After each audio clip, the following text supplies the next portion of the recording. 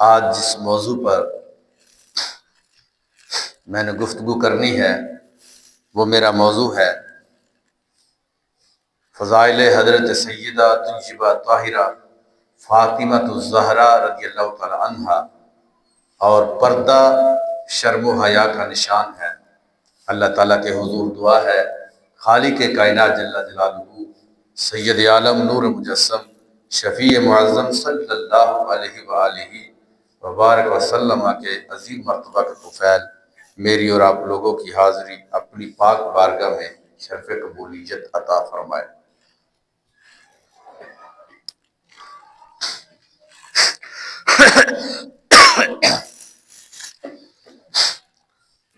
پردہ یقیناً یہ شرم و حیا کی نشانی ہے۔ حضرت سیدہ طیبہ طاہرہ حضرت فاطمہ سلام اللہ علیہا، آپ نے اس امت کی خواتین کے لیے جو اپنا کردار پیش کیا ہے وہ کردار ایسا پاک منزہ ہے کہ جس کی مثال کسی جگہ پر نہیں ملتی۔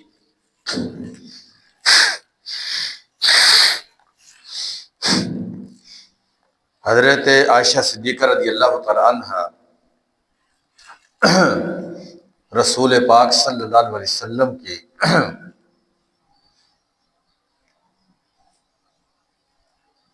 محبوبہ اور صدیقہ ہے۔ حضرت جمی بن عمیر تیمی رضی اللہ تعالی عنہ سے یہ حدیث شریف مروی ہے۔ آج پہلے کچھ باتیں سیدہ پاک سلام اللہ علیہ کی کرتے ہیں، پھر اس کے بعد جو آپ کا کردار تھا اس کے حوالے سے کچھ باتیں عرض کرنا چاہتا ہوں۔ حضرت جمی بن عمیر تیمی رضی اللہ تعالی عنہ سے یہ حدیث شریف مروی ہے۔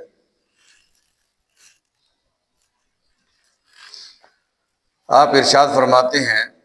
کہ دخلت مع امتی علی عائشہ فسئلت ای الناس کان احب الی رسول اللہ صلی اللہ علیہ وسلم۔ فرماتی ہیں آپ فرماتے ہیں کہ میں ایک دن اپنی پھپھو جان کے ہمراہ حضرت عائشہ صدیقہ رضی اللہ تعالی عنہا کے پاس حاضر ہوا، تو اسی دوران حضرت عائشہ صدیقہ رضی اللہ تعالی عنہا سے سوال کیا گیا، آپ سے پوچھا گیا کہ اماں جان یہ بتائیں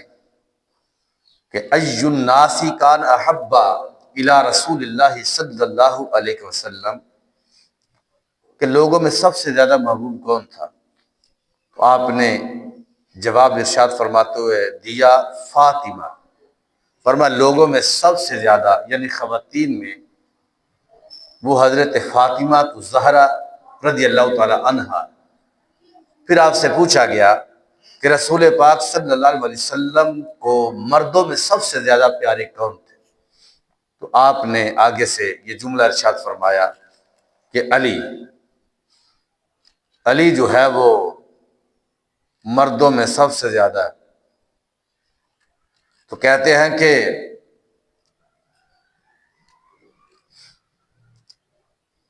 میں ان کے بارے میں جانتی ہوں، حضرت فاطمہ سلام اللہ علیہ کے بارے میں اور حضرت علی رضی اللہ تعالی عنہ کے بارے میں، کہ وہ بڑے ہی زیادہ محبوب تھے رسول پاک صلی اللہ علیہ وسلم کو۔ ایسے ہی یہ حدیث شریف ایک اور جگہ پر اس حوالے سے موجود ہے۔ حضرت مسور بن مخرمہ رضی اللہ تعالی عنہ کہتے ہیں کہ رسول پاک صلی اللہ علیہ وسلم نے ارشاد فرمایا کہ بنی ہشام بن مغیرہ نے مجھ سے اس بات کی اجازت مانگی ہے کہ وہ اپنی بیٹی کا نکاح حضرت علی رضی اللہ تعالی عنہ سے وہ کرنا چاہتے ہیں تو کیا آپ اس کی اجازت دیتے ہیں؟ یعنی حضرت سیدہ فاطمہ سلام اللہ علیہ کی موجودگی میں حضرت علی رضی اللہ تعالی عنہ دوسری شادی کرنا چاہتے تھے، تو آپ سے یہ اجازت طلب کی گئی کہ اگر آپ اجازت دیتے ہیں تو ہم علی رضی اللہ تعالی عنہ کو ایک اور کسی خاتون کے ساتھ جو بنی شام کی ہے ان سے شادی کر دینا چاہتے ہیں۔ تو رسول پاک صلی اللہ علیہ وآلہ وسلم نے ارشاد فرمایا، اگر علی کے ساتھ تم شادی کرنا چاہتے ہو تو پھر میری بیٹی کو چھوڑنا پڑے گا، کیونکہ میں ان کی موجودگی میں اجازت دینا نہیں چاہتا، اس سے فاطمہ پریشان ہوگی۔ تو فاطمہ کو جس نے پریشان کیا اس نے مجھے پریشان کیا ہے، اور جس نے مجھے پریشان کیا اس نے تو رب ذوالجلال کی ذات کو پریشان کیا ہے۔ اسی طرح حضرت سیدہ فاطمہ رضی اللہ تعالی عنہا سے یہ مروی ہے، آپ ارشاد فرماتی ہے کہ رسول اکرم نور مجسم شفیع معظم صلی اللہ علیہ وسلم نے فرمایا کہ جبریل علیہ السلام ہر سال میرے ساتھ ایک مرتبہ دور کرتے تھے قرآن پاک کا، یعنی جب رمضان شریف آتا تو جبریل علیہ السلام رسول پاک صلی اللہ علیہ وسلم سے آ کر قرآن سنتے بھی اور حضور کو سناتے بھی۔ تو سرکار مدینہ صلی اللہ علیہ وسلم نے فرمایا، اس سال میرے پاس حضرت جبریل علیہ السلام آئے اور انہوں نے میرے ساتھ 2 مرتبہ دور کیا ہے، 1 مرتبہ نہیں 2 مرتبہ قرآن مجھے سنایا بھی ہے اور مجھ سے قرآن سنا بھی ہے۔ تو فرماتے ہیں میں نے اس کی وجہ یہی معلوم کی ہے کہ میرے اب وصال کا وقت جو ہے وہ قریب آ چکا ہے۔ حضرت سیدہ فاطمہ سلام اللہ علیہا نے جب اس بات کو سنا تو آپ رونے لگ پڑی۔ تو سید عالم نور مجسم شفیع معظم صلی اللہ علیہ وسلم نے اپنی بیٹی سیدہ فاطمہ سلام اللہ علیہا کو اپنے قریب کیا، تو آپ نے فرمایا کہ میری بیٹی فاطمہ خوش ہو جاؤ، میرے خاندان میں سب سے زیادہ پہلے جو مجھ سے ملے گا اے میری بیٹی فاطمہ وہ تم ہی ہو۔ میں دنیا سے چلا جاؤں گا، میرے دنیا سے جانے کے بعد تمہاری ملاقات جو ہے وہ میرے ساتھ ہوگی۔ اب یہ بڑا ایک اہم معاملہ تھا، اور پھر اس کے اندر ایک بات یہ بھی تھی کہ سید عالم نور مجسم شفیع معظم صلی اللہ علیہ وسلم کی جو ذات ببرکات ہے وہ آپ سے پیار کتنا کرتے ہیں، کتنی محبت جو ہے وہ ان سے کرتے ہیں کہ بڑی روایات ایسی موجود ہے کہ حضرت سیدہ فاطمہ سلام اللہ علیہ جس وقت جو ہے وہ نبی علیہ السلام کے پاس تشریف لاتی ملنے کے لیے، تو رسول اکرم صلی اللہ علیہ وسلم اپنی جگہ سے کھڑے ہو جاتے اور پھر جو ہے وہ اپنی بیٹی فاطمہ کا ماتھا بھی چومتے، ان کو بوسہ دیتے اور اپنی جگہ پر بٹھاتے بھی۔ اور پھر اس کے بعد جب نبی اکرم صلی اللہ علیہ وسلم حضرت سیدہ فاطمہ سلام اللہ علیہا ورضی اللہ تعالی عنہا کے گھر میں آپ تشریف لے جاتے، تو اس وقت حضرت سیدہ فاطمہ سلام اللہ علیہا آپ بھی کھڑی ہو جاتی اور حضرت نبی علیہ السلام کو جو ہے وہ اپنی جگہ پر بٹھاتی، یعنی اس درجے کا پیار تھا۔ بلکہ ایک روایت میں تو اس طرح آتا ہے کہ رسول اکرم نور مجسم شفیع معظم صلی اللہ علیہ وسلم نے ایک دن حضرت سیدہ فاطمہ سلام اللہ علیہا سے فرمایا، حضرت علی اس حدیث کے راوی ہے، فرماتے ہیں کہ آپ نے ارشاد فرمایا اپنی بیٹی فاطمہ سے، فرمایا الا ترضین ان تکونی سیدۃ نساء اہل الجنہ، فرمایا کہ میری بیٹی فاطمہ تو اس بات پہ راضی نہیں ہے کہ تمہیں میرے رب نے جنتی عورتوں کی سردار بنایا ہے، اور وابنئی کی سیدی شباب اہل الجنہ، اور اس بات پہ تم راضی نہیں ہو کہ فرمایا تمہارے بیٹے حضرت سیدنا امام حسن کو، حضرت سیدنا امام حسین کو، دونوں کو جنتی مردوں کے سردار بنایا ہے، جو نوجوان جنت میں داخل ہوں گے تو وہ ان کو ان کا سردار بنا دیا گیا ہے۔ حضرت سیدہ فاطمہ سلام اللہ علیہا نے اس بات کو سنا تو پوچھتی ہیں کہ یا رسول اللہ صلی اللہ علیہ وسلم، پھر وہ جو حضرت مریم ہے ان کا کیا بنے گا؟ تو رسول اکرم صلی اللہ علیہ وسلم نے فرمایا کہ میری بیٹی فاطمہ وہ اپنے زمانے کی عورتوں کی سردار جنت میں ہے، اور تم اپنے زمانے کے عورتوں کی سردار جنت میں بنا دی گئی ہو۔ تو یہ ایک انتہا درجے کی محبت، انتہا درجے کا جو پیار ہے رسول اکرم صلی اللہ علیہ وسلم کا حضرت سیدہ فاطمہ رضی اللہ تعالی عنہا کے ساتھ، وہ ان کی مثال کسی ایسی اور جگہ پر نہیں ملتی کہ جس درجے کی اس جگہ پر مثال ہے۔ حضرت امام عمران بن حسین رضی اللہ تعالی عنہ سے یہ حدیث شریف مروی ہے، فرماتے ہیں کہ نبی اکرم صلی اللہ علیہ وسلم سیدہ فاطمہ رضی اللہ تعالی عنہا کے بیمار ہونے کی وجہ سے آپ کی عیادت کے لیے تشریف لائے اور پوچھا کہ میری بیٹی آپ کا حال کیا ہے؟ تو حضرت سیدہ فاطمہ رضی اللہ تعالی عنہا نے بتایا کہ یا رسول اللہ صلی اللہ علیہ وسلم، میں تو یہ سخت بیمار ہوں، اور اس پر مستداد یہ کہ میرے پاس کھانے کے لیے بھی چیز نہیں ہے۔ حضرت فاطمہ رضی اللہ تعالی عنہا نے کہا کہ جب نبی علیہ السلام تشریف لائے آپ کی عیادت کے لیے تو حضرت سیدہ فاطمہ رضی اللہ تعالی عنہا نے کہا کہ میرے ابا جان، یا رسول اللہ صلی اللہ علیہ وسلم، ایک تو بیمار بھی سخت ہوں، اور دوسری بات یہ ہے کہ میرے پاس کھانے کے لیے بھی کچھ نہیں ہے۔ اب یہ دوسری جو بات تھی ان کے جو ہے رسول اکرم صلی اللہ علیہ وسلم کو جب یہ بتائی گئی تو اس پر رسول اکرم صلی اللہ علیہ وسلم نے فرمایا میری بیٹی، پیاری بیٹی، کیا آپ اس بات پہ خوش نہیں ہو کہ جہان کی قیامت تک کے لیے جتنی بھی خواتین ہے، یعنی میری امت میں، فرمایا تمہیں ان خواتین کا سردار جنت میں بنا دیا گیا ہے، تم اس بات پہ خوش نہیں ہو؟ اب یہ جملہ جو ہے وہ جب بولا گیا اس کے بعد پھر حضرت فاطمہ رضی اللہ تعالی عنہا نے کہا کہ محبوب، پھر سیدہ مریم رضی اللہ تعالی عنہا کہاں گئی، ان کا کیا بنے گا؟ تو آقا علیہ السلام نے فرمایا کہ وہ بھی جنتی عورتوں کی سردار ہے، لیکن وہ اپنے زمانے کی عورتوں کی سردار ہے، اور میں تمہاری شان یہ ہے کہ دیکھو میری امت میں کروڑوں اربوں بے شمار جو خواتین ہے، فرمایا وہ جو جنت میں داخل ہوں گی، فرمایا میری بیٹی فاطمہ تمہیں ان سب کا میرے رب نے سردار بنا دیا ہے۔ ایسے ہی حضرت اسماء بنت امیس رضی اللہ تعالی عنہا کہتی ہیں خطبنی علی فبلغ ذلك فاطمہ فاتت رسول اللہ صلی اللہ علیہ وسلم۔ حضرت مولا علی رضی اللہ تعالی عنہ کے حوالے سے یہ بات کرتی ہے کہ حضرت اسماء بنت امیس رضی اللہ تعالی عنہا وہ کہتی ہیں کہ حضرت مولا علی رضی اللہ تعالی عنہ نے مجھے نکاح کا پیغام بھیجا، بس یہ بات حضرت سیدہ فاطمہ رضی اللہ تعالی عنہا تک پہنچ گئی۔ حضرت فاطمہ رضی اللہ تعالی عنہا رسول پاک صلی اللہ علیہ وسلم کی خدمت میں حاضر ہوئی اور یہ کہا کہ بے شک حضرت اسماء بنت امیس رضی اللہ تعالی عنہا حضرت مولا علی رضی اللہ تعالی عنہ سے شادی کرنے والے ہیں۔ یہ حضرت فاطمہ رضی اللہ تعالی عنہا نے نبی علیہ السلام سے کہا محبوب، میری موجودگی کے اندر حضرت مولا علی رضی اللہ تعالی عنہ حضرت اسماء بنت امیس رضی اللہ تعالی عنہ ان سے وہ شادی کرنا چاہتے ہیں۔ تو رسول اکرم صلی اللہ علیہ وسلم نے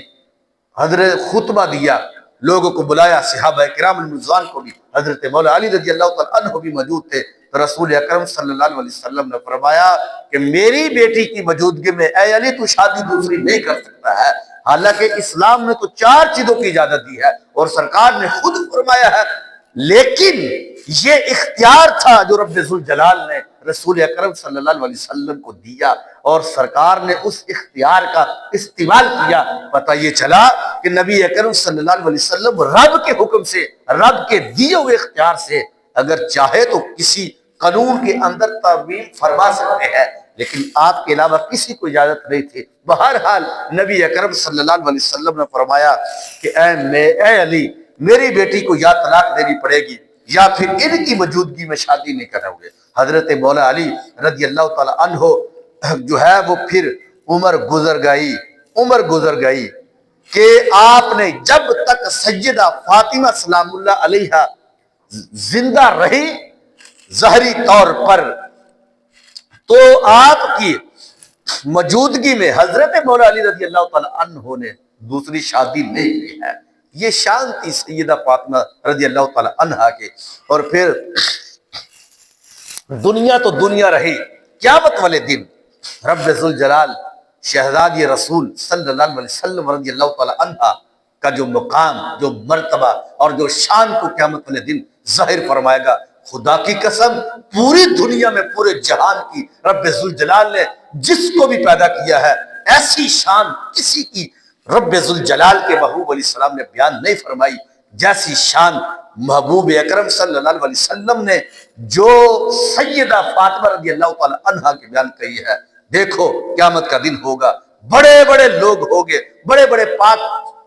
پارسا پاک لوگ بھی اس جگہ پر موجود ہوں گے، لیکن جس وقت حضرت سیدہ طیبہ حضرت فاطمہ الزہرا رضی اللہ تعالی عنہا قیامت والے دن جب وہ جنت میں داخل ہونے لگے گی، کروڑوں عورتوں کے جھرمٹ میں جو ہے وہ داخل ہونے لگے گی۔ روایت ایک میں 70,000 کی بھی ہے کہ جب آپ جنت میں داخل ہونے لگے گی سیدہ فاطمہ الزہرا رضی اللہ تعالی عنہا، تو قیامت والے دن منادی ندا کرے گا، اذا کان یوم القیامہ نادا مراد من بطنان العرش ایھا الناس غضوا ابصارکم حتی تجوز فاطمہ الی الجنہ۔ اور میں قیامت والے دن آواز آئے گی رب ذوالجلال کے عرش کی طرف سے، فرمایا کہ اے لوگو تم اپنی نگاہوں کو نیچا کرو، نگاہوں کو جھکا دو، پورے میدان محشر والوں کو، اس جگہ پر ہر ہو، یعنی پہلی امتوں کے لوگ بھی ہوں گے، حضرت آدم علیہ السلام سے لے کر حضرت عیسیٰ علیہ السلام تک جتنے لوگ بھی گزرے ہیں، اور رسول اکرم صلی اللہ علیہ وسلم کی امت میں سے جتنے لوگ بھی گزرے ہیں، سب کو حکم ہوگا کہ تم اپنی نگاہوں کو جھکاؤ، اپنی نظروں کو نیچا رکھو۔ کیوں کہ یہاں سے فاطمہ بنت محمد گزر کر جنت میں داخل ہونے والی ہے صلی اللہ علیہ وسلم، ان کا یہاں سے گزر ہو رہا ہے۔ اس سے آگے اور شان کیا ہو سکتی ہے کہ رب ذوالجلال کے محبوب علیہ السلام جو ہے وہ اتنی بڑی شان کو ظاہر کرنا چاہتے ہیں اور یہ بتانا چاہتے ہیں، فرمایا یہ میری بیٹی فاطمہ ہے، فرمایا ان کا نکاح میرے علی کے ساتھ رب ذوالجلال نے عرشوں کے اوپر ہی طے فرما دیا تھا، رب ذوالجلال نے عرش کے اوپر ہی اس کو طے فرما دیا تھا۔ یہ کوئی عام معاملہ نہیں تھا، یہ بڑا خاص قسم کا ایک اہتمام تھا کہ جس اہتمام کا تذکرہ جو ہے وہ رب ذوالجلال نے عرش بلی کے اوپر فرمایا، رب ذوالجلال کی ذات مبارکات نے اس کا پھر اہتمام جو ہے وہ عرش کے اوپر فرمایا، زمین کے اوپر بھی جو ہے نبی اکرم صلی اللہ علیہ وسلم نے اس کا اہتمام کیا ہے۔ اس واسطے یہ اس حد درجے کا، یہ جو میں نے چند ایک حدیث جو وہ بیان کی ہے، جو آپ کا جو درجہ ہے اس لحاظ سے آگے ہم دیکھتے ہیں۔ ویسے تو آپ کے بارے میں بڑی حدیث موجود ہے کتب حدیث کے اندر، لیکن میں اپنی بات جو ہے وہ آگے بڑھاتا ہوں۔ میرا دوسرا اس کا جو حصہ تھا وہ تھا پردہ شرم و حیا کا نشان ہے کہ پردہ کیوں ضروری ہے۔ اب دیکھو سیدہ فاطمہ سلام اللہ علیہا کے بارے میں نے یہ حدیث آپ لوگوں کو سنائی، اور اس حدیث کے اندر یہ تذکرہ موجود کہ قیامت کا دن ہوگا کہ جب آپ گزرنے لگیں گی تو گزرتے وقت رب ذوالجلال نبیوں کو حکم دے گا، رب ذوالجلال نبیوں کی امتوں کو حکم دے گا، رب ذوالجلال جو ہے وہ سب کو حکم دے گا کہ اپنی نگاہوں کو جھکا لو، اس لیے کہ فاطمہ بنت محمد صلی اللہ علیہ وسلم یہاں سے گزرنے والی ہے۔ لیکن یہ شان یقیناً آپ کو ملی ہے اور ہمارا یہ یقین ہے، لیکن یعنی قیامت کا دن ہوگا تو قیامت والے دن بھی پردہ جو ہے وہ ان کو دیا جائے گا، اور کسی کو اجازت نہیں ہوگی کہ وہ اپنی نگاہ اوپر بھی کر سکے رسول اکرم صلی اللہ علیہ وسلم کی شہزادی کے گزرنے کی موجودگی میں۔ لیکن ذرا یہ بھی تو دیکھو کہ جب آپ دنیا کے اندر موجود تھی تو اس وقت کردار کیا تھا ان کا، اور انہوں نے زندگی کس درجے کی اور کس طریقے سے اور پردے کی کس طریقے سے احتیاط فرمائی ہے، ذرا اس کی بھی طرف آپ دیکھو کہ ایسی سیدہ طیبہ طاہرہ فاطمہ رضی اللہ تعالی عنہا سرکار کی شہزادی ہے کہ خدا کی قسم جن کے سر مبارک کے بال کو آسمان کے سورج نے بھی نہیں دیکھا ہے، آسمان کے چاند نے بھی نہیں دیکھا، کسی انسان نے بھی آپ کے بال مبارک کو نہیں دیکھا، ایسی چادر تطہیر اور ایسی شان کی وہ مالک ہے کہ خدا کی قسم آپ اندازہ بھی نہیں لگا سکتے۔ وہ بات کرتے کرتے مجھے وہ حضرت جلال الدین رومی رضی اللہ تعالی عنہ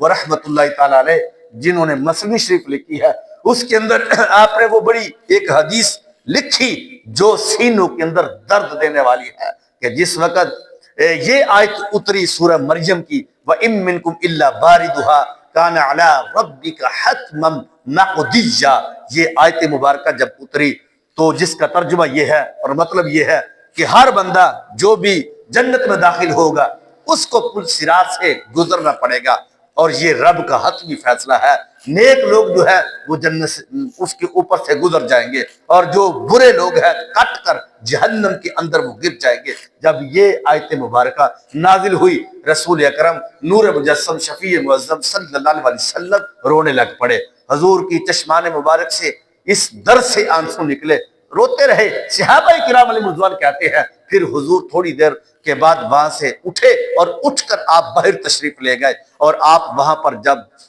چلے گئے باہر ایک پہاڑی تھی جبل سنا جس کو کہتے ہیں، جبل سلا جس کو کہتے ہیں، آپ وہ پہاڑی میں نے بھی دیکھی ہے۔ جس وقت وہ آپ حضور تشریف لے گئے تو کیا ہوا، صحابہ کرام علیہ رضوان ڈھونڈتے رہے لیکن سرکار ملے نہیں۔ کبھی بازاروں میں، گلیوں میں، مختلف جگہوں پر وہ ڈھونڈتے رہے کہ کہیں کوئی یہودی، کوئی عیسائی، کوئی دشمن جو ہے، کوئی مشرک رسول اکرم صلی اللہ علیہ وسلم کو کوئی اذیت نہ دے دے۔ تو کہتے ہیں کہ جس وقت یہ صحابہ کرام ڈھونڈتے رہے، ادھر حضرت سیدہ فاطمہ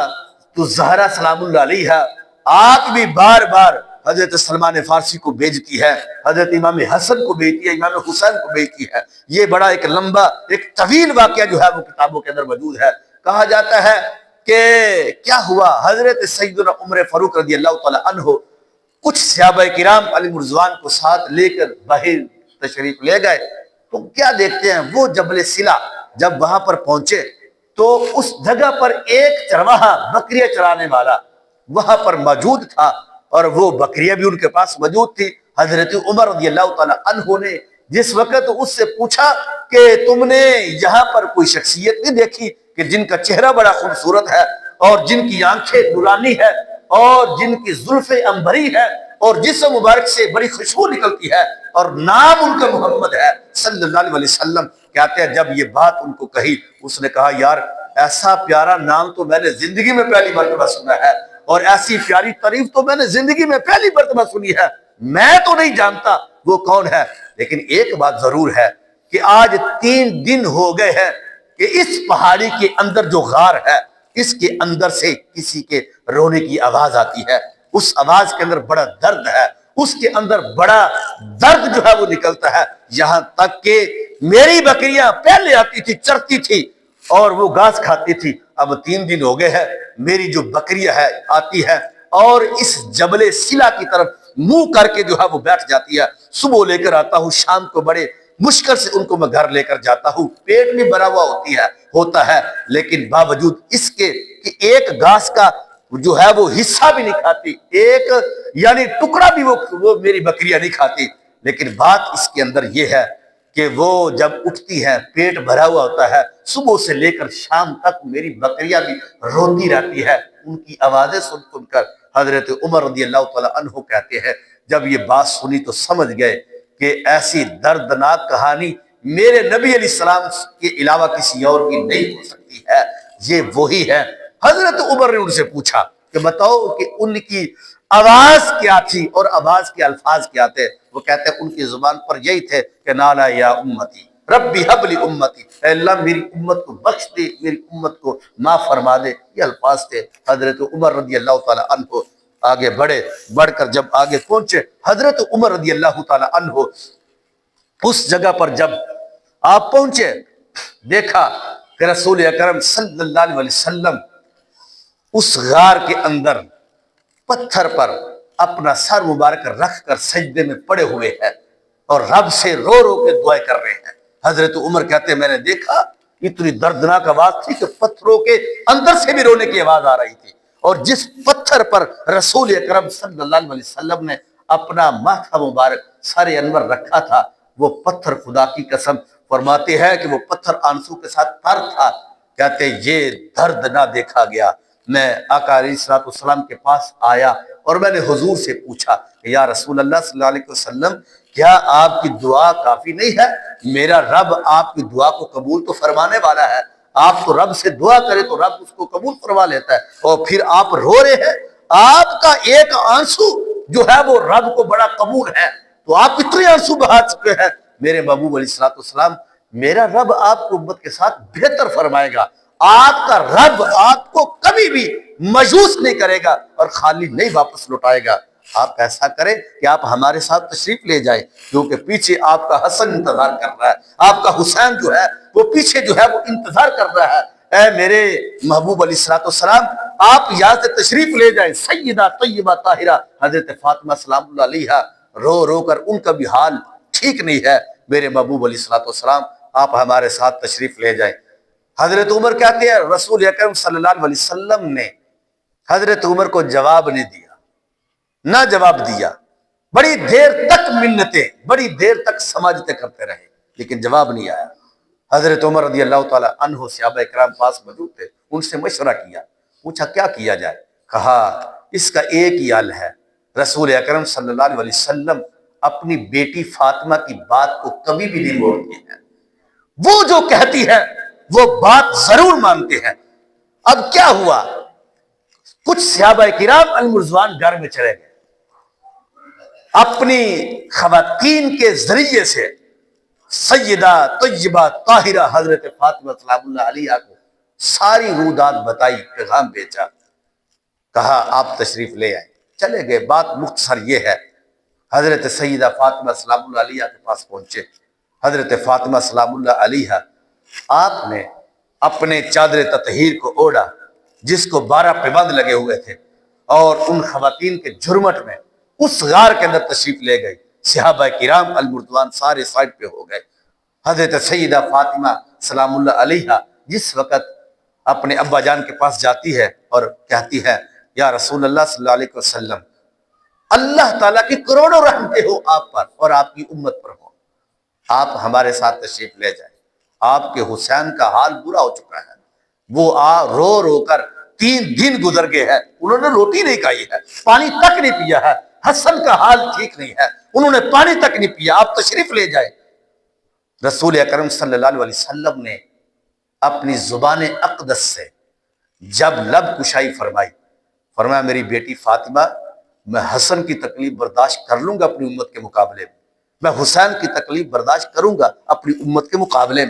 میں بیٹی فاطمہ تمہاری تکلیف برداشت کروں گا اپنی امت کے معاملے میں، لیکن اپنی امت کو جہنم کے اندر جاتا ہوا نہیں دیکھ سکتا ہوں۔ میری امت جہنم میں چلی جائے تو یہ میں نہیں دیکھ سکتا ہوں۔ اب کیا ہوا؟ جب سارے لوگ اس معاملے میں مایوس ہو گئے،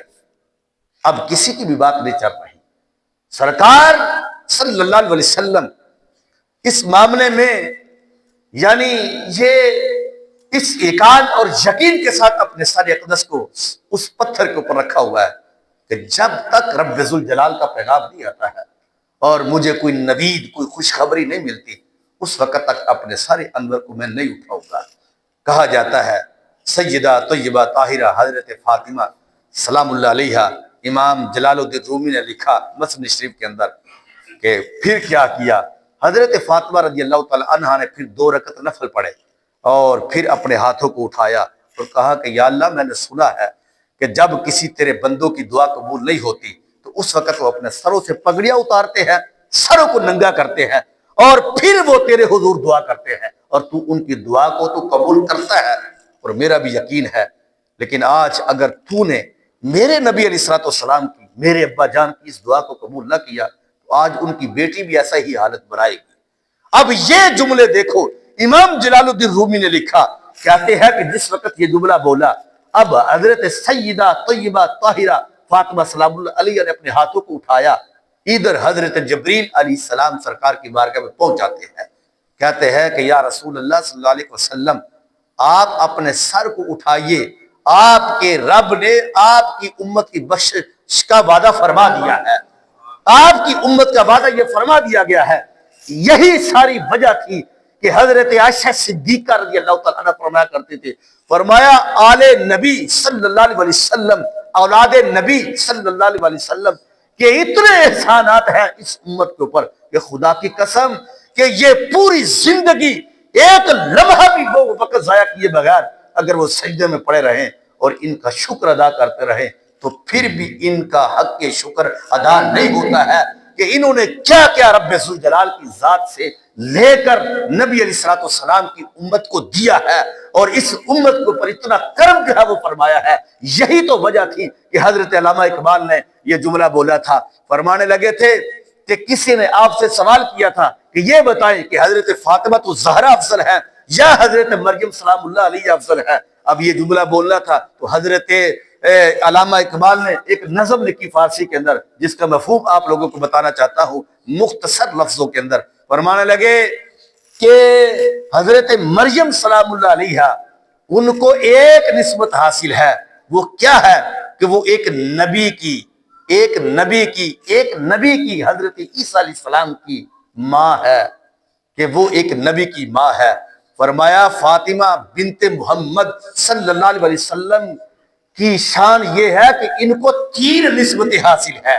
پہلی نسبت یہ ہے کہ وہ ایک نبی کی بیٹی ہے جن کو امام الانبیاء کہا جاتا ہے، وہ ان کی بیٹی ہے۔ فرمایا کہ ان جیسا تو کسی کا مقابلہ نہیں ہے۔ اور دوسری ان کی شان یہ ہے کہ وہ امام الاولیاء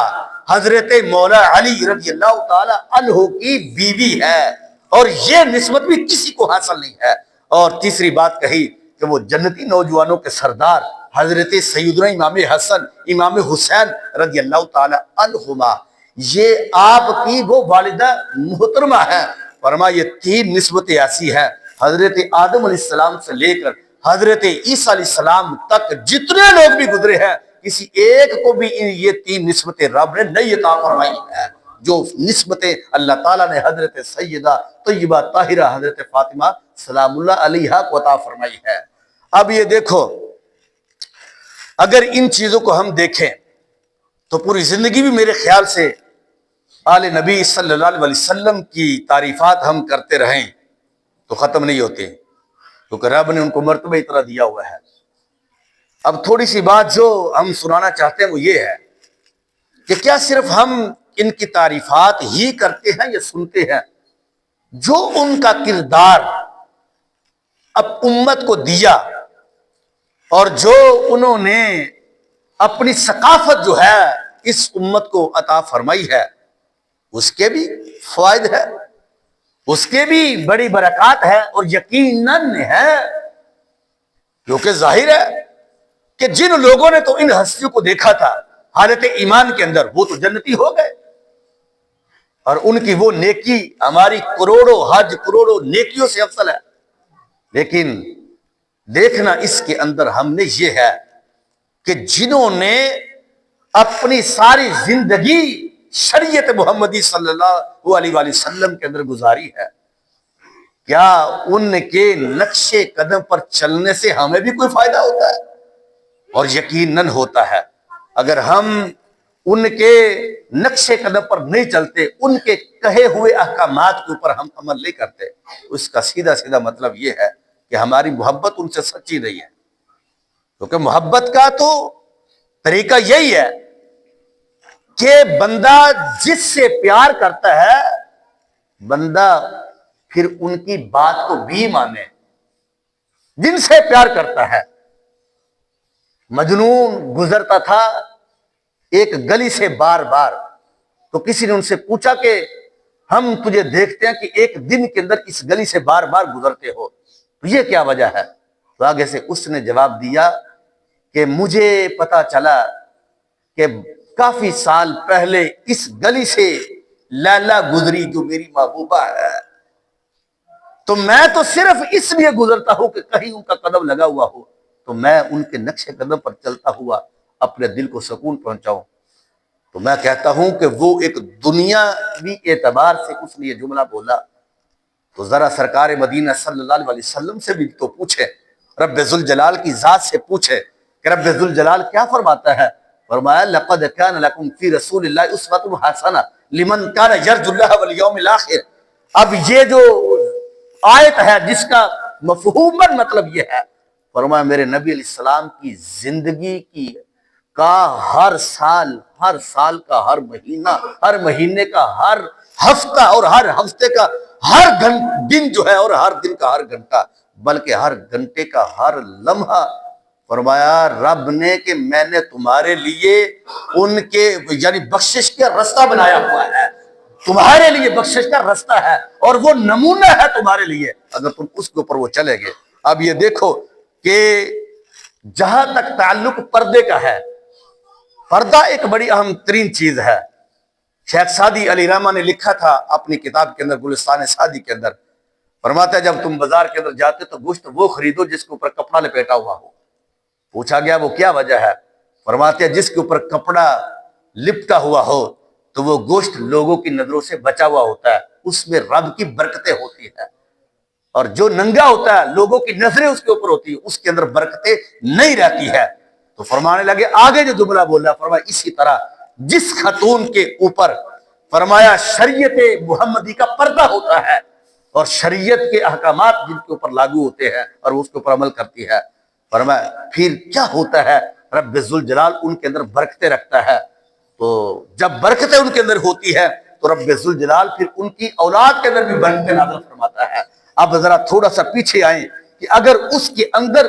وہ پردہ ہی نہ ہو، بے برکتی ہو، سر کے اوپر بال بھی ننگے ہو، اور ان کے اندر ذرا سی بھی کوئی شرم و حیا کی نام کوئی چیز نہ ہو، تو پھر یاد رکھنا اولاد نیک نہیں ہوگی۔ اور اگر اس کے اندر پردہ ہو، شریعت محمدی صلی اللہ علیہ وسلم کے احکامات ان کے اوپر لاگو اور وہ ثابت ہو، تو پھر رب ذوالجلال سوچے کس درجے کا اس کو پھر اولاد کے ساتھ جو ہے وہ مالا مال فرماتا ہے۔ سیدہ طیبہ طاہرہ حضرت فاطمہ سلام اللہ علیہا کی ذات مبارکات کو دیکھیں کہ جن کے سر کے بالوں کو خدا کی قسم آسمان کے سورج نے نہیں دیکھا تھا، اگر نہیں دیکھا تھا تو پھر سوچو رب ذوالجلال نے بیٹا بھی تو حسن دیا تھا، بیٹا بھی تو حسین دیا تھا، پھر ان کی نسل مبارک کے میدان کربلا کے اندر پہنچ کر بھی خدا کی قسم اتنی مصیبتوں کا سامنا کرنے کے باوجود بھی ان کے سر سے دوپٹہ نہیں اترا تھا۔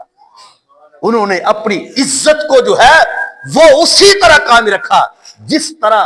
ان کی والدہ محترمہ سیدہ فاطمہ سلام اللہ علیہ نے اپنے گھر کے اندر ان کی تربیت فرمائی تھی۔ صحابہ کرام کی زندگی آپ پڑھ کے دیکھیں، حضرت عائشہ صدیقہ رضی اللہ تعالیٰ فرماتی ہیں، فرماتا ہے جس سال ہم نے حج کیا رسول اکرم صلی اللہ علیہ وسلم کے ساتھ، فرماتے ہم دیکھتے تھے کہ کان الرکبان یمرون بنا ونحن مع رسول اللہ صلی اللہ علیہ وسلم محرمات فَإِذَا حَاذُوا بِنَا أَسْطَلَتْ إِحْدَانَا حِلْبَابَهَا مِنْ رَأْسِ عَلَى وَجْهِهَا۔ فرماتے حالانکہ ہم نے احرام باندھا ہوا ہوتا تھا تو حالت احرام میں جب چونکہ وہ چہرہ ننگا ہوتا ہے، فرمایا جب کوئی غیر محرم ہمارے آگے سے گزرتا تو ہمیں نبی علیہ الصلوۃ والسلام حکم دیتے تھے کہ حالت احرام میں بھی اپنے چہرے کے اوپر نقاب کریں۔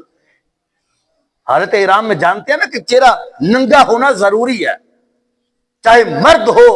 یا خاتون ہو، خواتین ہو، ان کا ہونا ضروری ہے۔ لیکن صحابہ کرام المرضوان کی جو خواتین تھی، صحابیات تھی، فرماتے جب بھی ہمارے پاس سے کوئی ایسا شخص گزرتا، حالانکہ وہ صحابی ہوتے تھے، جب بھی کوئی گزرتا تو ہوتا کیا، اس وقت ہم ایسا کرتی تھی کہ ہم اپنے چہرے پر پردہ کر لیتی تھی۔ یاد رکھنا اسلام ایسا دین ہے جو انسان کی زندگی کے ایک ایک لمحے کی تہذیب کرتا ہے۔ ایمان کسی یعنی طریقے سے بھی کوئی برائی کے اندر کوئی شخص مبتلا ہوتا ہے تو اس کی رہنمائی کرتا ہے، اور یقیناً ایسا ہوا ہے۔ آج اس زمانے کے اندر ایسا کیوں ہے؟ ایسا کیوں ہے؟ لوگ اپنی اولاد کے لیے دعائیں کرواتے ہیں، ہمارا بیٹا نیک نہیں ہے، ہمارا بیٹا مسجد میں آتا نہیں ہے، ہمارا بیٹا جو ہے وہ عمل نہیں کرتا کہ جس طرح ہم نے تو کبھی کسی کو تکلیف ہی کبھی نہیں دی ہے، ہم نے تو والدین کی نافرمانی نہیں کی۔ تو میں کہتا ہوں اگر والدین کی نافرمانی نہیں کی تو شریعت کی بھی تو نافرمانی آپ نے کی ہے، کیونکہ سرکار فرماتے ہیں کہ بروا اولادکم تبرکم، فرمایا جب تم نیک ہوتے ہو، تمہاری بیوی جب نیک ہوتی ہے تو پھر تمہاری بچیاں تمہارے بچے بھی نیک ہوتے ہیں۔ اب اتنا وہ وقت نہیں ہے کہ میں آپ لوگوں کو وہ سناؤں کہ جو حضرت سیدنا عبد القادر جیلانی الحسنی والحسینی المعروف غوث اعظم رضی اللہ تعالی عنہ کی جو زندگی مبارکہ ہے، اور آپ کی زندگی مبارکہ سے پہلے جو آپ کی والدہ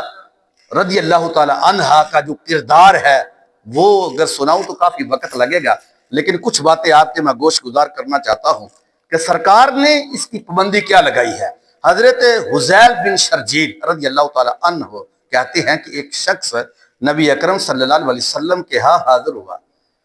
اب دیکھنا ذرا توجہ سے میری بات سننا، یہ رمضان شریف کا پہلا جمعہ بڑی برکات ہے، توجہ سے بات سننا کہ سرکار کی تعلیمات کیا ہیں اور ہمارے ہاں یہ کیا رویہ اختیار کیا جاتا ہے ہمارے معاشرے کے اندر۔ آپ ارشاد فرماتے ہیں کہ ایک شخص نبی اکرم صلی اللہ علیہ وسلم کو ملنے کے لیے آیا۔ اس وقت نبی علیہ السلام اپنے گھر میں تشریف فرما تھے، اور جب وہ آیا تو وہ دروازے کے سامنے کھڑا ہو گیا، سائیڈ پہ نہیں ہے، دروازے کے سامنے کھڑا ہوا۔ جب کھڑا ہوا تو اس نے آواز دی اجازت مانگنے کی، تو نبی علیہ السلام نے فرمایا کہ یہ تیرا معاملہ کیا ہے، اب تجھے اجازت مانگنے کی ضرورت ہی نہیں ہے، تو دروازے کے سامنے آ کے کھڑا ہو گیا۔ اجازت تو تب مانگی جاتی ہے تو سائیڈ پہ ہوتا، تجھے اندر والا شخص دیکھ نہ رہا ہوتا، اجازت تو تب مانگنی پڑتی ہے کہ جی میں آیا ہوں، دروازے کو دستک دی گئی، اور تو آتا ہے دروازے کے سامنے، اور سامنے آ کر دروازے کو دستک دے رہا ہے، اور ہم تمہیں دیکھ رہے ہیں۔ جب تم نے ہمیں دیکھ ہی لیا اندر تو پھر تمہیں اجازت کی ضرورت کیا پڑی ہے؟ یہ بات تو سوچنے والی ہے۔ اور ہمارے ہاں کیا ہے؟ ہمارے ہاں یہ ہے ایک دروازے کے سامنے کھڑا بھی ہونا ہے، اور ساتھ اوپر والی منزل پر بھی دیکھنا ہے کہ اوپر سے کوئی آتا ہے یا نیچے سے کوئی آتا ہے۔ حالانکہ یہ شریعت کا معاملہ ہے کہ جب کوئی بندہ دروازے کو دستک دے وہ سائیڈ پہ کھڑا ہو، اور سائیڈ پہ کھڑے ہو کہ دروازے کو دستک دے، پھر اگر اندر سے آواز آئے کہ کون، تو اپنا نام بتائے۔ جب وہ اندر سے اجازت دے یا وہ خود باہر آ جائے تو پھر جا کر اس کو اجازت ہوتی ہے۔ اب نبی علیہ السلام نے اس معاملے میں بڑی سختی سے اس کا اظہار فرمایا، اور پھر کیا ہوا؟ ایک اور حدیث ہے، حضرت جابر بن عبداللہ رضی اللہ تعالیٰ عنہ کہتے ہیں کہ میں ایک دن نبی علیہ السلام کے پاس گیا، اور میں نے نبی علیہ السلام کے دروازے کو دستک دی۔ آپ نے مجھ سے پوچھا کون ہے؟ تو میں نے عرض کیا کہ یا رسول اللہ میں ہوں۔ ذرا سننا، بات بڑی قابل توجہ ہے۔ سرکار نے پوچھا کون ہے؟ حضرت جابر کہتے ہیں میں ہوں۔ پھر سرکار نے پوچھا کون ہے؟ اس نے کہا جی پھر میں ہوں۔ جب یہ بات کہی تو سرکار نے 3 مرتبہ جملہ بولا، فرمایا میں ہوں میں ہوں میں ہوں۔ یہ میں ہوں کیا ہوتا ہے؟ تم آئے ہو، اپنا نام بتاؤ کہ تم کون ہو، یہ میں ہوں کا جملہ تم کیوں بول رہے ہو؟ ذرا دیکھنا کس طرح یعنی معاشرے کی تشکیل کی گئی ہے۔ یہ مغربی تہذیب جو ہے وہ ہمیں سکھانا چاہتے ہیں، ہمیں تہذیب تو ماہ مدینہ صدیوں پہلے عطا فرما کے چلے گئے۔ تو پوچھا یہ میں ہوں کا جملہ کیا ہے؟ اپنا نام بولو کہ تم کون ہو، اور بتاؤ کہ کس جگہ پر سے آئے ہو۔ حضرت جابر کہتا سرکار نے وہ جملہ بولا، پھر ایک شخص آیا رسول اکرم صلی اللہ علیہ وسلم کے پاس سے، سرکار مدینہ صلی اللہ علیہ وسلم سے آ کر کہتا یا رسول اللہ صلی اللہ علیہ وسلم میں کل آیا تھا تو میں نے آپ کو دیکھا کھڑکی کے اندر کہ آپ اپنی آنکھ مبارک میں سرما ڈال رہے تھے۔ رسول اکرم صلی اللہ علیہ وسلم نے جب اس کی بات کو سنا تو سرکار غصے میں آ گئے، جلال آیا، یہاں تک کہ چہرہ مبارک سرخ ہوا۔ آقا علیہ السلام نے فرمایا اگر مجھے پتا ہوتا کہ تو مجھے چوری چوری دیکھ رہا ہے اس کھڑکی کے اندر سے تو میں وہی سلائی نکال کر تیری آنکھ کے اندر داخل کر دیتا۔ کہ تمہیں کس نے اجازت دی تھی کسی کے گھر کے اندر بغیر اس کی اجازت کے جھانکنے کی؟ کس نے اجازت دی تھی؟ فرمایا یہ شیطان کا کام ہے، یہ ابلیس ایسے کرتا ہے، تمہیں اجازت کس نے دی تھی؟ اور پھر یہ دیکھیں حضرت عبداللہ بن مسعود رضی اللہ تعالی عنہ کا قول ہے کہ میں اپنی ماں بہنوں کے پاس بھی جاتا۔ یہ صحابہ کہتا ہے جب سرکار نے ہمیں یہ تعلیم دی نا تو فرماتا کہ جب میں اپنے گھر کے اندر آتا، حالانکہ میری ماں گھر کے اندر ہوتی، میری بیوی ہوتی، میرے بچے ہوتے تھے، فرمایا میرا طریقہ ہوتا تھا میں اپنے گھر کے باہر کھڑے ہو کر پہلے اجازت لیتا تھا پھر داخل ہوتا تھا۔ یہ صحابہ کرام کا طریقہ مبارک ہے، اور میرا یہ خدا کی قسم یہ یقین ہے کہ جب بندہ یہ شریعت کے اصولوں کے مطابق اپنے گھر کے اندر ایسے اصول رکھتا ہے، اللہ کی قسم میرا رب بھی حفاظت کرتا ہے، رب فرشتے بھیج کر حفاظت فرماتا ہے، وہ جس جگہ پر بھی چلا جائے، جہاں پر بھی جائے، میرا رب اس کی حفاظت فرماتا ہے۔ اس کے گھر والوں کی ایسی مثالیں حدیثوں کے اندر بہت زیادہ موجود ہیں، لیکن حدیث کا سہارا لیتے ہوئے ایک بات آگے اور آپ لوگوں کو بتاتا ہوں۔ نبی اکرم صلی اللہ علیہ وسلم ایک دن تشریف فرما تھے، حضرت علی بیٹھے ہوئے تھے، تو حضرت علی رضی اللہ تعالیٰ عنہ نے ارشاد فرمایا کہ میں نے سرکار سے پوچھا کہ یا نبی اللہ آپ کوئی مجھے نصیحت فرمائے، تو رسول اکرم صلی اللہ علیہ وسلم نے فرمایا کہ علی جب تمہاری نظر کسی غیر محرم کی طرف رستے میں چلتے ہوئے پڑ جائے تو فرمایا اپنی نظر کو نیچے کر لینا، یعنی اچانک پڑی اپنی نظر کو نیچے کر لینا، اور اگر تم نے اپنی نظر کو اوپر کیا دوبارہ جان بوجھ کر بھی نہیں، لیکن یہ کیا تھا کہ اس طرف تم نے پھر سے اچانک تمہاری نظر چلی گئی، فرمایا اس نظر کا جواب تم خود دو گے، اور اگر تم نے کسی غیر محرم کو دیکھا اور اپنی نظر کو نیچے کیا، آقا علیہ السلام فرماتے ہیں اللہ تعالیٰ ان کو ڈبل ایمان کا ثواب عطا فرما دیتا ہے۔ رسول اکرم صلی اللہ علیہ وسلم نے نا قیامت کا منظر بیان فرمایا، حضور نے فرمایا قیامت کا دن ہوگا، 3 قسم کے لوگ ایسے ہیں کہ قیامت والے دن ان کی آنکھ سے آنسو کا قطرہ بھی نہیں نکلے گا۔ 3 قسم کے لوگ ہیں، جن میں سے ایک وہ بندہ ہے کہ جن کی آنکھ کے اندر سے رب کے خوف سے ایک آنسو نکلا تھا۔ سرکار فرماتے ہیں قیامت والے دن جب بڑے بڑے تاجداروں کے تاجوروں کے جو ہے وہ تاج اچھل چکے ہوں گے، فرمایا کہ ان کی آنکھ کو میرا رب رونے نہیں دے گا، دل کو تسلی دے گا۔ اور دوسرا بندہ وہ کہ جس نے کسی غیر محرم کو دیکھا تھا اور اس نے فوراً اپنی نظر کو نیچے کر لیا رب سے ڈرتے ہوئے، میرا رب کہتا قیامت والے دن تیری آنکھ کو بھی رونے نہیں دوں گا۔ تیسری بات وہ ہے کہ جو رات کو جاگا، سرحدوں کے اوپر پہرا دیا، یا وہ نماز تہجد ادا کرنے کے لیے وہ جاگا اور جاگ کر اس نے 2 رکعت نفل ہی پڑھ دی ہے، میرا رب کہتا ہے اس جاگنے کی وجہ سے قیامت والے دن جب سارے دل مر جائیں گے، تہجد پڑھنے والے کا دل رب اس وقت بھی زندہ فرمائے گا۔ اب یہ دیکھو اس کے اندر ایک غیر محرم کی طرف آنکھ کو اٹھا کر دیکھنے کا تذکرہ ہے، اور بڑی سختی سے سرکار نے فرمایا۔ المستدرک الحاکم کے اندر حدیث شریف موجود ہے، نبی علیہ الصلوۃ والسلام نے فرمایا کہ میرے صحابہ میری بات یاد رکھنا، فرمایا ایک وہ بندہ کہ جو بازار کے اندر سے آ رہا ہے، اس کا انجانے سے کندھا کسی غیر محرم کے ساتھ لگ گیا، کسی غیر محرم کے ساتھ لگ گیا انجانے سے کندھا، فرمایا صحابہ جانتے ہو کتنا برا ہے؟ صحابہ کہتے ہیں نہیں محبوب آپ بتائیں۔ آقا علیہ السلام نے فرمایا کہ یہ اتنا برا ہے کہ اتنا برا وہ بندہ نہیں ہے کہ ایک خنزیر آگے سے کچڑ کے ساتھ گندگی کے ساتھ جو ہے وہ بڑا ہوا آ رہا ہو اور وہ آ کر اس بندے کو گلے کے ساتھ لگا لے، سرکار فرماتے اتنا اس خنزیر کو گلے کے ساتھ لگانا برا نہیں ہے جتنا کسی غیر محرم کے ساتھ کندھے کے ساتھ کندھا جانے سے لگ جانا برا ہے۔ اور یہی تو المستدرک الحاکم ہے کہ نبی علیہ السلام نے فرمایا جو بندہ اپنی آنکھ کو گندا کرتا ہے کسی غیر محرم کے ذریعے سے اور اپنے کانوں سے ان کی آوازیں سنتا ہے، یہ جس طرح آج ہمارے کچھ نوجوان لڑکے فونوں کے اوپر ساری رات لگے رہتے ہیں معاذ اللہ، سرکار فرماتا ہے کسی نے لذت لینے کے لیے کسی ایک مرد کی، خاتون نے یا کسی مرد نے کسی خاتون کی آواز کو اپنے کانوں کے اندر داخل کر دیا لذت کے لیے، فرمایا قیامت والے دن میرا رب جہنم کی آگ اس کے کانوں کے اندر داخل فرمائے۔ بہرحال سرکار فرماتے ہیں کوئی مرد کسی مرد کے سطر کو نہ دیکھے اور کوئی عورت کسی عورت کے سطر کو نہ دیکھے۔ مسند امام احمد بن حنبل میں ہے،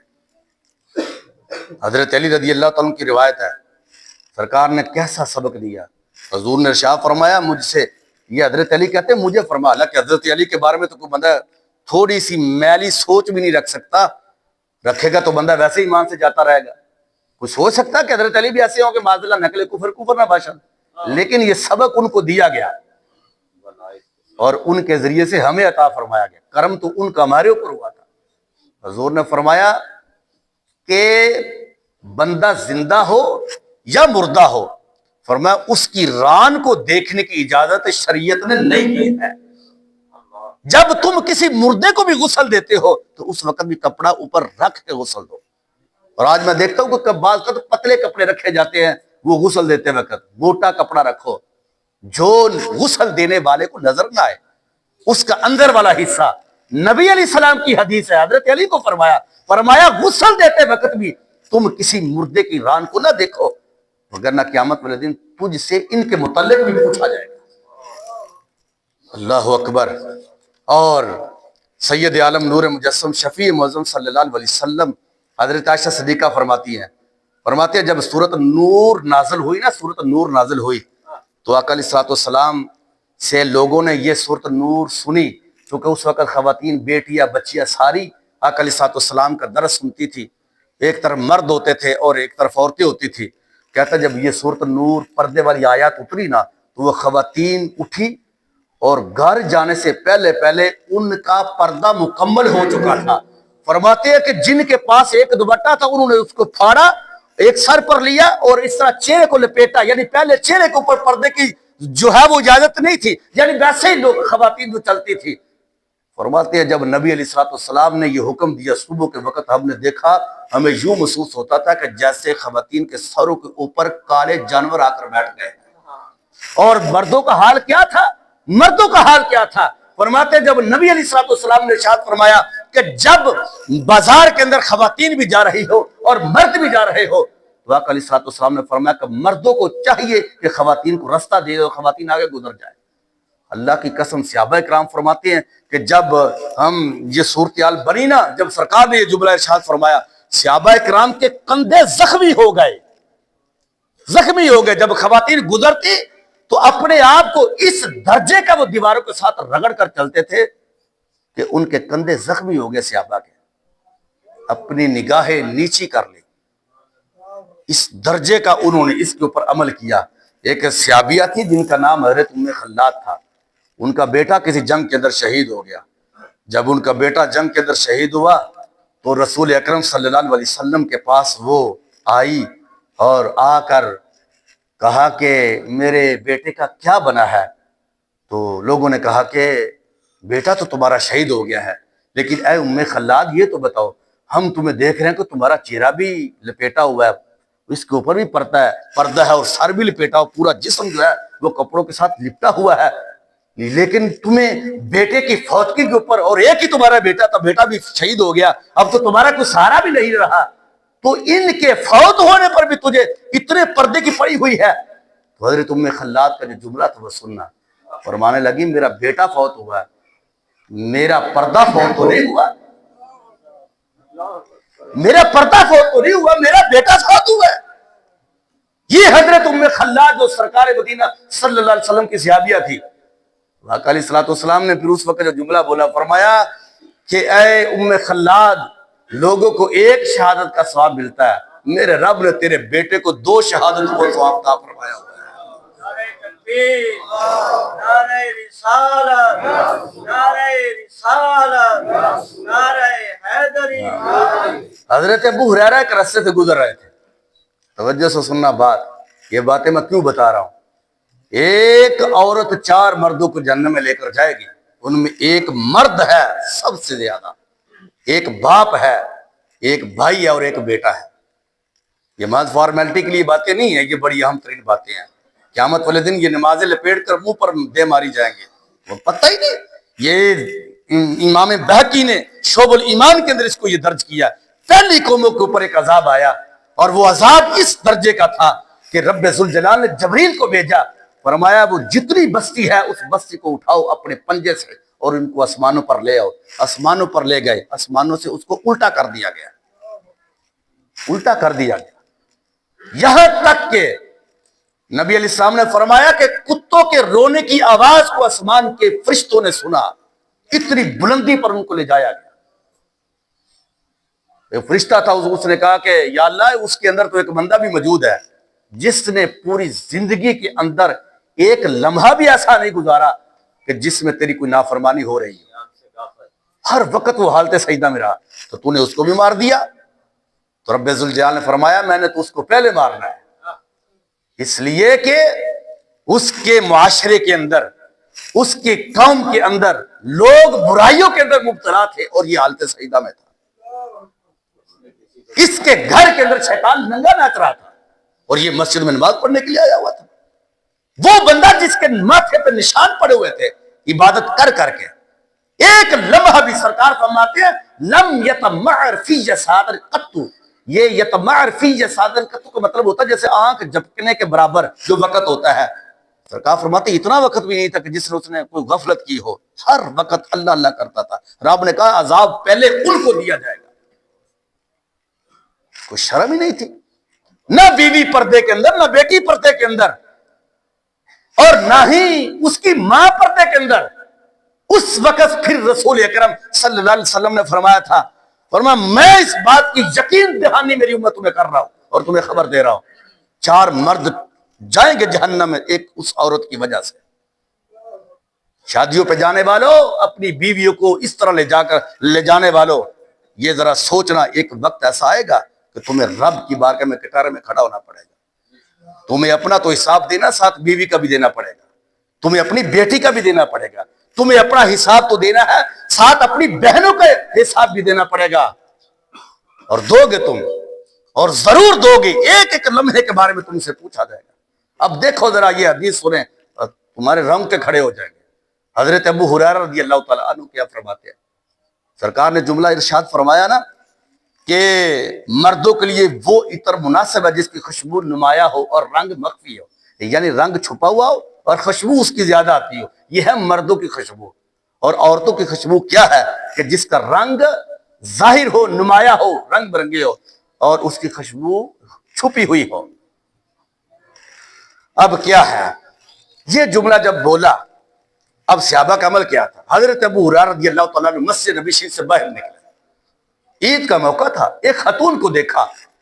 کہ اس کی سوائے آنکھوں کے باقی پورے جسم پر پردہ تھا، پاؤں بھی نظر نہیں آتے تھے، ہاتھ بھی نظر نہیں آتے تھے، سننا ذرا، پورے جسم پر پردہ تھا۔ حضرت ابو ہریرہ رضی اللہ تعالیٰ عنہ نے جب ان کو دیکھا تو آپ نے ان سے پوچھا کہ اے خاتون، تو نے تو خوشبو لگائی ہوئی ہے اور تیری خوشبو بھی نمایاں ہے، اور بازاروں سے جس جگہ سے گزرتی خوشبو تمہاری آتی ہے، اور آئی کس جگہ سے؟ کہنے لگی کہ میں آئی ہوں مسجد سے، اور مسجد نبوی شریف سے آئی ہوں۔ کہا نماز پڑھ کے؟ کہا ہاں نماز پڑھ کے آئی ہوں، ابھی آئی ہوں۔ تو کہا تم نے تو خوشبو لگائی ہوئی ہے۔ فرمانے لگی، حضرت ابو ہریرہ رضی اللہ تعالیٰ جو جملہ بولا، آپ ارشاد فرمانے لگے کہ میں نے یہ بات نبی علیہ السلام سے سنی ہے کہ جو عورت خوشبو لگاتی ہے جس کی خوشبو نمایاں ہو، اس کے اوپر غسل ایسے فرض ہوتا ہے جس طرح حالت جنابت میں ہوتا ہے۔ میں نہیں کہہ رہا، یہ حدیث ہے نبی علیہ السلام کی۔ عید کی نماز، صلاۃ التسبیح، جمعہ کی نماز مسجد میں جا کر پڑھنا اور پھر خوشبو تیز لگا کر آنا۔ سرکار کیا جملہ ارشاد فرماتے ہیں؟ آقا علیہ السلام فرماتے ہیں کہ وہ اس طرح غسل کرے جس طرح کہ بندہ حالت جنابت میں غسل کرتا ہے، یعنی غسل اس کے اوپر فرض ہو جاتا ہے۔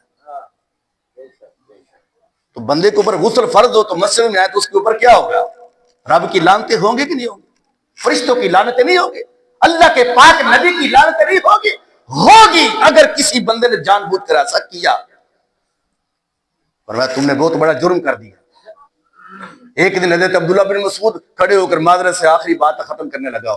حضرت عبداللہ بن مسعود ایک دن ایک چوراہے پہ کھڑے تھے، منگل کا دن تھا یا بدھ کا دن تھا، خطبہ دے رہے تھے۔ تو خطبہ دیتے دیتے آپ نے ایک جملہ ارشاد فرمایا، بخاری شریف کے اندر ہے، لعن اللہ الواشمات والمتوشمات والمتنمسات والمتفلجات للحسن والمغیرات للحسن خلق اللہ۔ بخاری شریف کے اندر ہے، نبی علیہ السلام نے جملہ ارشاد فرمایا، حضرت عبداللہ بن مسعود نے یہ جملہ بولا، فرمایا لعنت ہے اس عورت کے اوپر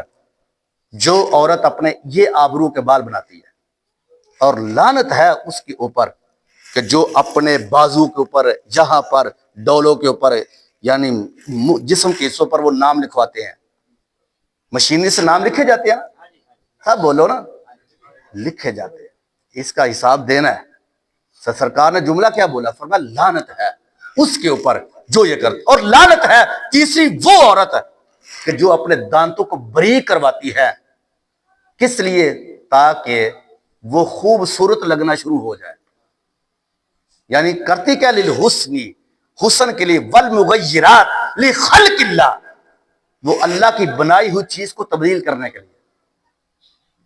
اب سننا آگے فرما. جب یہ جملہ بولا تو حضرت ام یعقوب تھی، قبیلہ بنو سعد کی، وہ بڑی طاقتور خاتون تھی. انہوں نے یہ جملہ سنا تو غصہ آ گیا. فرمایا عبداللہ بن مسعود تم نے پتا کیا جملہ بولا ہے؟ اتنا بڑا تم نے جملہ بولا ہے، لہٰذا تم نے غلط کیا ہے. حضرت ام یعقوب حالانکہ صحابیہ تھی، لیکن لعنت کا جو آج تو ہم ہر ایک کے اوپر لعنت بھیجتے ہیں تو ہمیں فکر ہی نہیں ہوتی. لعنت بہت بڑا جملہ ہے. نبی کریم علیہ الصلوۃ والسلام نے جب یہ جملہ حضرت عبداللہ بن مسعود نے بولا تو فرمایا کہ ام یعقوب میرے اوپر غصے نہ ہو، یہ بات میں نے نبی علیہ السلام کے سامنے بیٹھ کر سرکار سے سنی ہے، یہ میری بات نہیں ہے. اس بات سے میرے بھائیوں، میرے بچے بھی یہاں پہ بیٹھے ہیں، بھائی بیٹھے ہیں. آپ نے ساری زندگی، آپ کی صرف ایک ذمہ داری نہیں ہے کہ اپنی اولاد کے لیے گھر بنائیں، جائیداد خریدو، ان کا مستقبل دنیا کے لیے بنائیں. اصل مستقبل قیامت کے والا دن ہے. بس اگر وہ مستقبل سیدھا نہ ہوا تم خود بھی پھنسو گے اور اولاد بھی اور بیوی بچے سب پھنس جائیں گے. یوم یفر المرء من اخیہ. ایک وما علینا الا البلاغ المبین سے پہلے ایک جملہ ضروری سمجھتا ہوں میں. آپ میرے بھائی بیٹھے ہو اس جگہ پر، اور یہ میرا بطور اعلان ہے، میں اعلان کر رہا ہوں آپ کے سامنے. آپ مجھے بھی جانتے ہو، مسجد کو بھی جانتے ہو، مدرسے کو بھی جانتے ہو، مسجد کی انتظامیہ کو بھی جانتے ہو، نمازیوں کو بھی جانتے ہو.